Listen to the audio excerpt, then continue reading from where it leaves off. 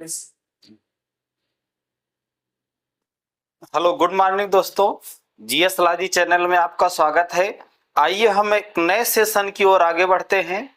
जैसा कि आपको पेट का पेपर अभी नजदीक आता जा रहा है और बच्चों के लिए एक सबसे बड़ी सरदर्द है, यानी कि मैथ के लिए जो 20 नंबर का टेबल वाला क्वेश्चन आएगा।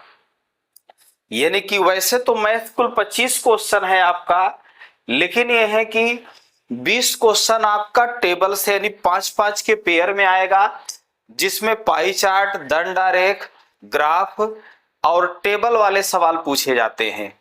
तो उसी में से मैं पाई चार्ट का पहले आपके सामने सवाल लेके आया हूं और पाई चार्ट के एक सवाल में ही मैं आपका सब कुछ कॉन्सेप्ट बना दूंगा। और दोस्तों, एक बात हमेशा आप ध्यान रखेंगे कि अगर सवाल करने का यहां से कॉन्सेप्ट बन गया तो ये जो आप परसेंटेज वगैरह में, अनुपात वगैरह में सवाल करते हैं, अगर कॉन्सेप्ट बन गया तो ये कॉन्सेप्ट हर टॉपिक में यानी हर जगह काम आएगा। पाई चार्ट के साथ साथ दंड आरेख, ग्राफ और आपका टेबल वाले में भी काम आएगा। तो आइए सवाल की तरफ बढ़ते हैं और कुछ पहले जानकारी आपको थोड़ा सा देते हैं। जैसा कि सवाल आपके सामने है, निम्नलिखित पाई चार्ट में किसी परिवार के खर्च का ब्यौरा प्रदर्शित किया गया है। पाई चार्ट के आधार पर निम्नलिखित प्रश्नों का उत्तर दें। और यहां पर कुल खर्च कितना दिया हुआ है? 16,000 दिया हुआ है। तो आपको पहले हम कुछ बातें बताते हैं, आप ध्यान देंगे तो सवाल आप बहुत आसानी से करेंगे। ठीक, चलिए देखिए, जैसा कि अगर हमसे सवाल पूछेगा अनुपात में, सवाल अगर पूछ रहा है अनुपात में, अगर पूछ रहा है तो हम यहां पर कुल वैल्यू का प्रयोग नहीं करेंगे, यानी इसका प्रयोग हम लोग नहीं करेंगे।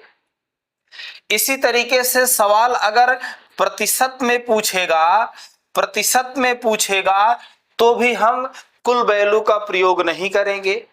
और साथ ही साथ अगर सवाल अंश में पूछेगा कि इसी में किसी को अंश में बताना है तो भी हम कुल व्यय का प्रयोग नहीं करेंगे। जबकि आप किताबों में देखेंगे तो यहां पर वैल्यू निकाल निकाल के हल किया जाता है, जो आपका समय बहुत ज्यादा लॉस हो जाता है। और अगर आप वैल्यू निकाल के करेंगे तो आपका बहुत ज्यादा समय लॉस होगा और गुणा भाग में या जोड़ घटाने में कहीं गलत भी कर सकते हैं। लेकिन आपका पहला कॉन्सेप्ट यही है कि जब सवाल अनुपात में पूछेगा, प्रतिशत में पूछेगा, अंश में पूछेगा तो हम कुल वैल्यू का प्रयोग नहीं करेंगे, यानी जो 16,000 कुल व्यय दिया गया है उसका प्रयोग नहीं करेंगे। तो आइए उसी सीरियल में मैं आपके सामने सवाल रखा हूं और इस पे हर टाइप का सवाल मैं समझाया हूं।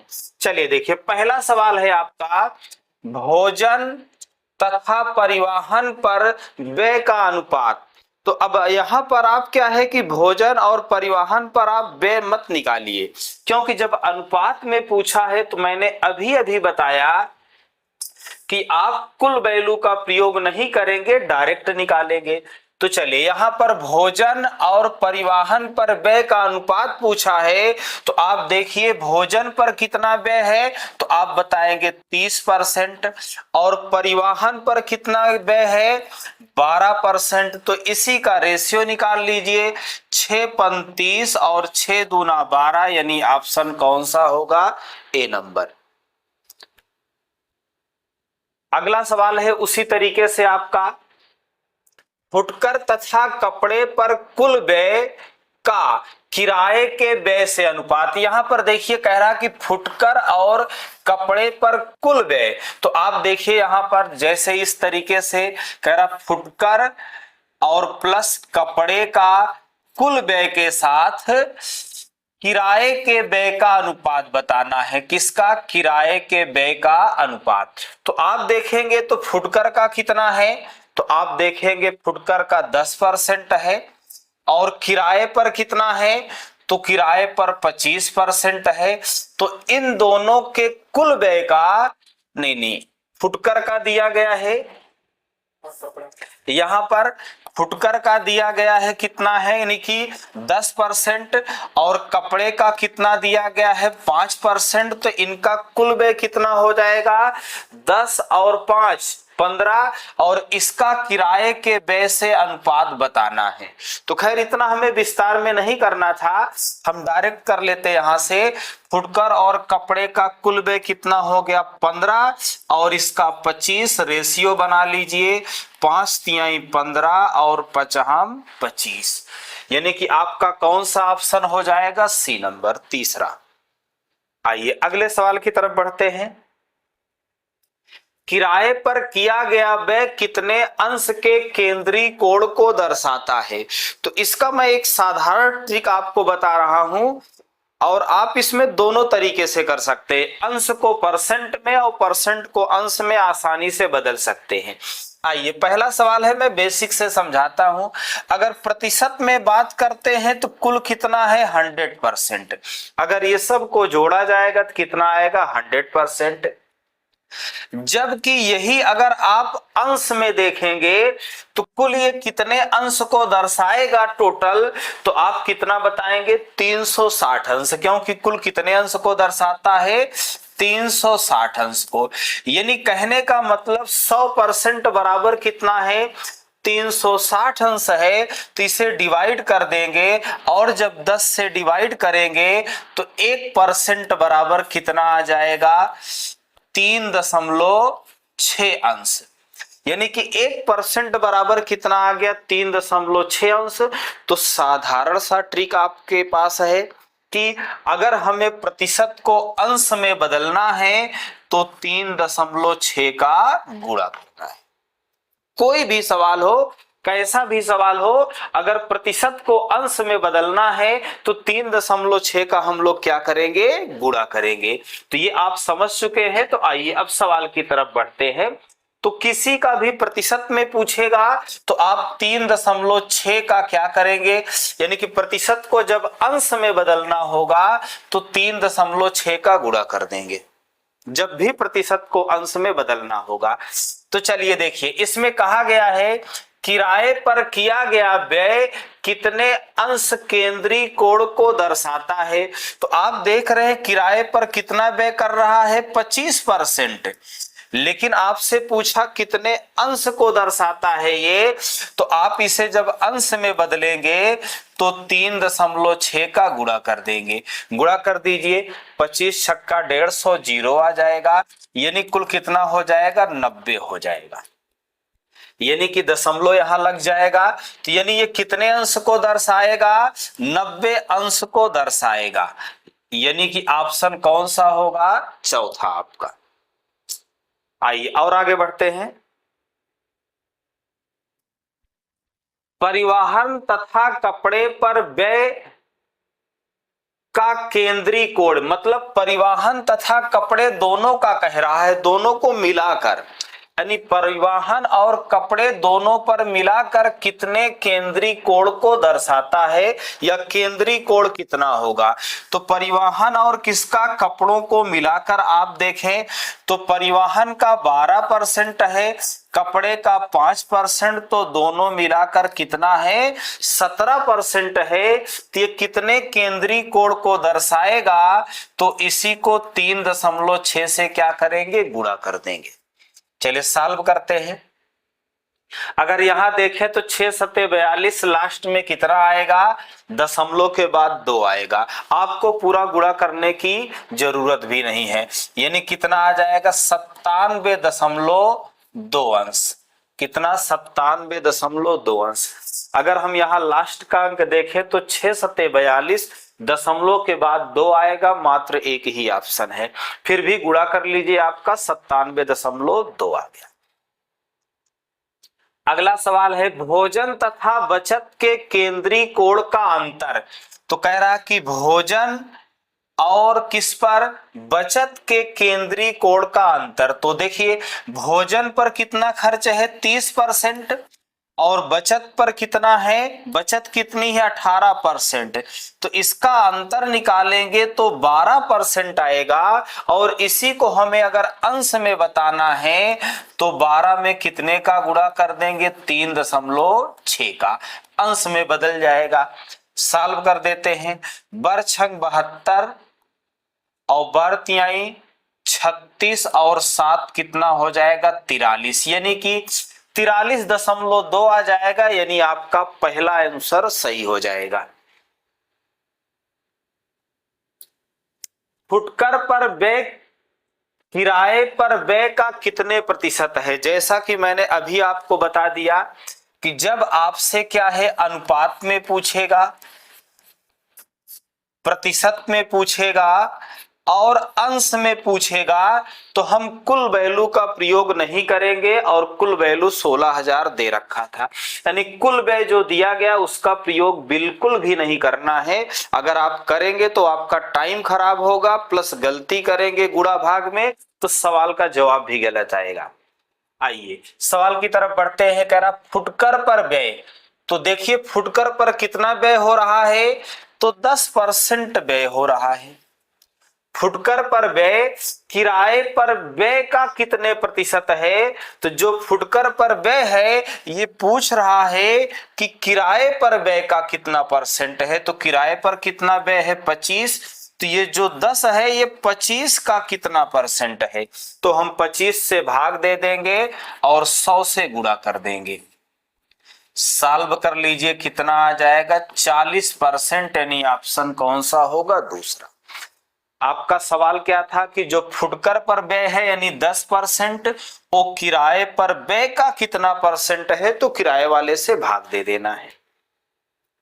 अगला सवाल इसी टाइप का है, फुटकर पर व्यय भोजन पर व्यय का कितना परसेंट है, तो वैसे ही सवाल है फुटकर पर कितना व्यय है 10% और बताना है कि भोजन पर व्यय का कितना परसेंट है, तो भोजन पर कितना व्यय है 30, तो ये 30 का कितना परसेंट है, तो 30 से भाग देके 100 से गुणा कर देंगे तो आ जाएगा 33.33%, यानी ऑप्शन कौन सा होगा चौथा नंबर।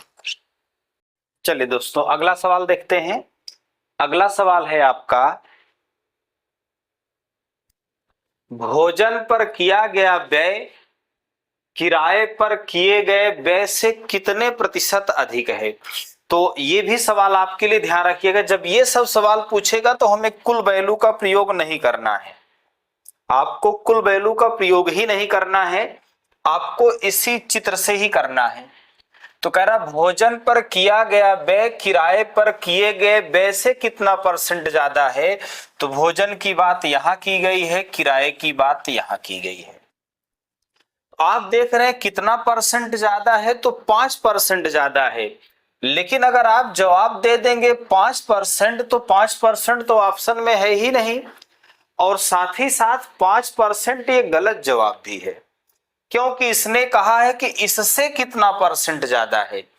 अगर आपका कहा होता कि अंतर कितना है 5%, तब सही हो जाता, या कहता कि भोजन और किराए यानी कि जो भोजन पर व्यय है किराए के व्यय से कितना परसेंट ज्यादा है कुल का कहता, तब भी आपका 5 सही होता, लेकिन यहां ऐसी बात नहीं कही गई है, तो आपका सवाल ये दूसरे तरीके से हल होगा। यानी देखिए भोजन पर किया गया व्यय जो है, भोजन पर किया गया व्यय किराए पर किए गए व्यय से कितना अधिक है, तो आप देख रहे हैं ये इससे कितना ज्यादा है, तो 6 ज्यादा है। लेकिन अगर पूछे कितना प्रतिशत अधिक है, तो आप क्या करेंगे कम वाले से भाग देंगे और 100 से गुणा करेंगे। बस आपको हमेशा ध्यान रखना है, यानी कि अगर प्रतिशत वृद्धि पूछेगा तो कम वाले से भाग देना है, और प्रतिशत कमी पूछेगा तो ज्यादा वाले से भाग देना है। तो कितना अधिक है आपका 5 अधिक है यहां पर।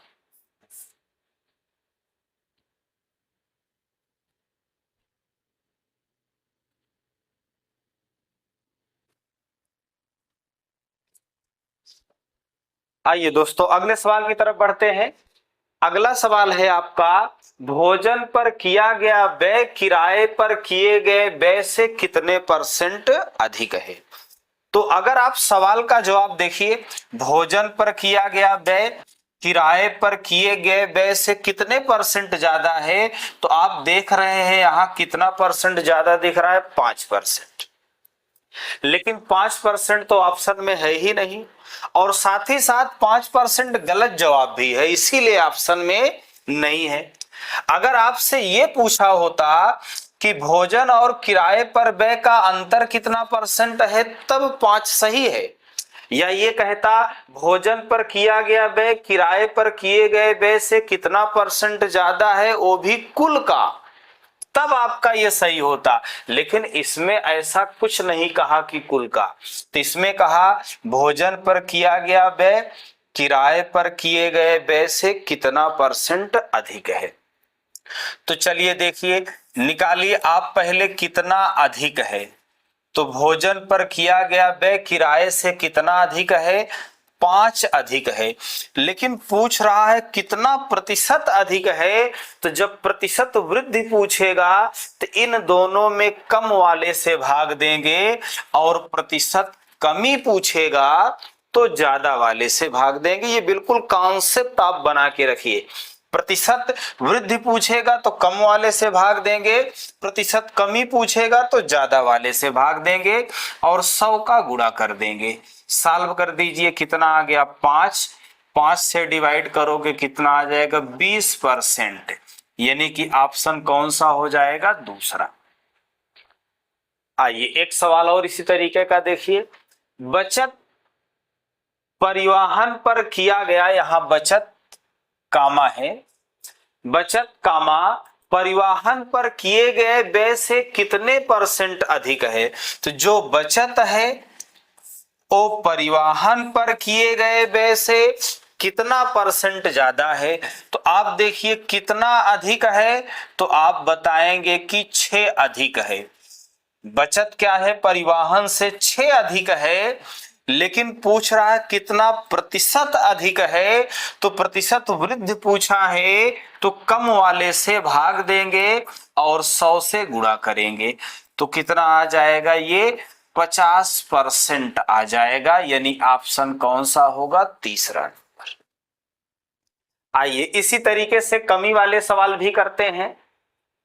बचत कामा भोजन पर किए गए व्यय से कितने परसेंट कम है, कितने परसेंट कम है। तो आपको यहां भी कुल वैल्यू का प्रयोग नहीं करना है। सवाल देखिएगा, कह रहा है कि जो बचत है वो भोजन पर किए गए व्यय से कितने परसेंट कम है। तो आप देखिए कितना कम है, तो आप बताएंगे 12 कम है। ये इससे कितना कम है, 12 कम है। लेकिन कितना प्रतिशत कम है पूछे, तो अभी अभी आपको बताया कि प्रतिशत वृद्धि पूछे तो ज्यादा वाले यानी कम वाले से भाग दो, और प्रतिशत कमी पूछे तो ज्यादा वाले से भाग दो। तो प्रतिशत कमी पूछा है तो ज्यादा वाले से भाग देंगे, इसमें ज्यादा कौन है, भोजन। और गुणे कितना हो जाएगा, 100 सॉल्व कर देते हैं, 3 चौक 12 यानी कि 40% आ जाएगा। फुटकर व्यय किराए पर किए गए व्यय से कितने प्रतिशत कम है। तो देखिए फुटकर पर जो व्यय है वो किराए पर किए गए व्यय से कितना परसेंट कम है। तो आप देखिए पहले कितना कम है, तो आप बताएंगे कितना कम है, 15 कम है। कितना कम है, 15 कम है। लेकिन पूछा कितना प्रतिशत कम है, तो ज्यादा वाले से भाग दे दो और 100 से गुणा कर दो। 25 चौका 100 और 15 चौको 60% आ जाएगा। कितना आ जाएगा, 60%, यानी चौथा ऑप्शन सही हो जाएगा।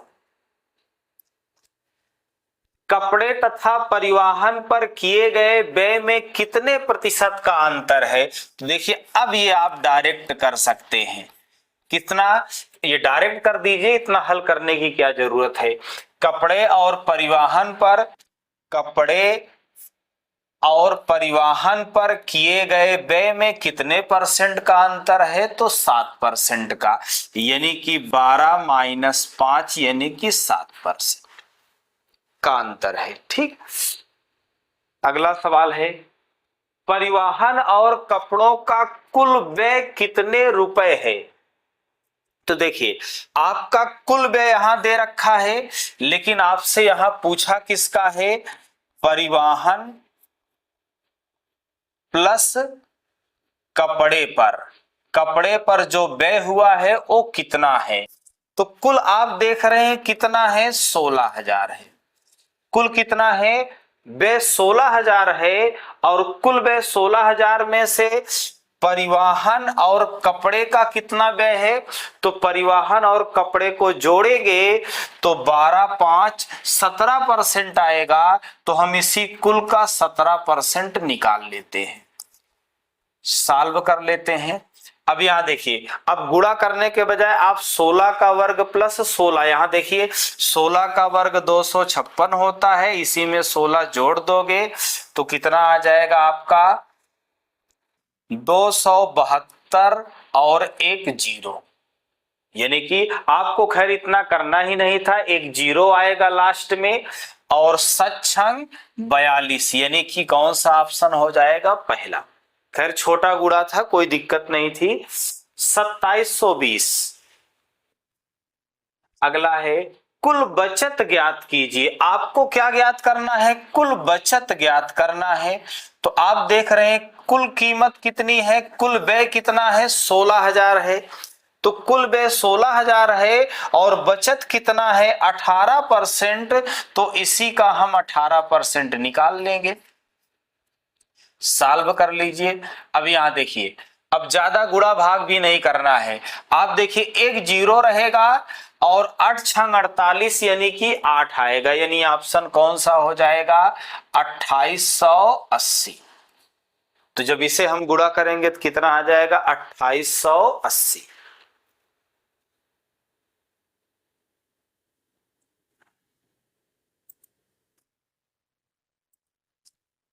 अगला क्वेश्चन है आपका, किराए पर किया गया खर्च ज्ञात कीजिए। किस पर पूछा गया है, किराए पर किया गया खर्च।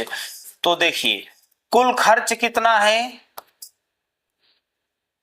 कुल खर्च आपका व्यय यानी 16,000 है, इसमें से पूछा है किराए पर किया गया खर्च। तो किराए पर कितना परसेंट खर्च हो रहा है, 25%। तो इसी का हम 25% निकाल लेंगे, सॉल्व कर दीजिए, जीरो आ गया। 16 पंचे 80 और 16 दूना 32 और 8 40, यानी कितना हो गया, 4,000, यानी ऑप्शन कौन सा होगा, दूसरा।